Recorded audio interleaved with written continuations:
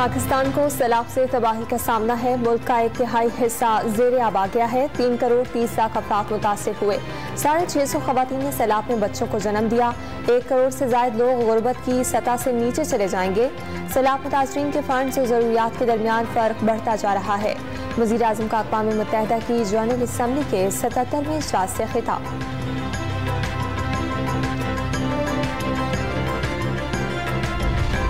वज़ीर आज़म शहबाज शरीफ न्यूयॉर्क से लंदन के लिए रवाना। मलाला यूसुफजई से मुलाकात में सैलाब की सूरत हाल और बहाली के कामों पर तबादला ख्याल।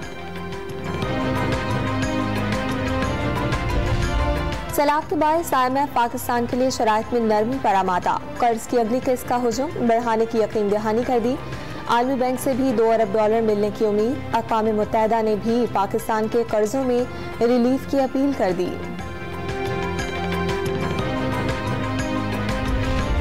दादू की तहसील मेहर में खाने पीने की चीजें और अद्वियात न मिलने पर सैलाब मुतासरीन ने एहतजाजी रैली निकाली। मरकजी सड़क पर धरना दे दिया। फौरी इमदाद फराहम करने का मुतालबा। मुल्क में आइंदा माह डेंगू का फैलाव बढ़ने का खदशा। कराची समेत 10 शहरों में डेंगू केसेस बढ़ने के इम्कान। दर्जा हरारत 26 से 29 डिग्री और हवा में नमी का तनासुब 60% डेंगू मच्छर की अफजाइश के लिए साजगार करार।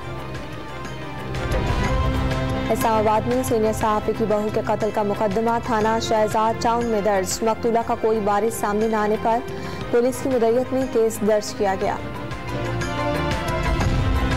तीसरे T20 मैच में इंग्लैंड ने पाकिस्तान को बासानी शिकस्त दे दी। जीत के लिए 222 रन के हदफ के ताक़ुब में पाकिस्तानी टीम 158 रन पर ढेर। शान मसूद 66 रन बनाकर नुमाया रहे। और लाहौर के मुख्तलिफ इलाकों में वक्फे से बारिश का सिलसिला जारी। मौसम खुशगवार।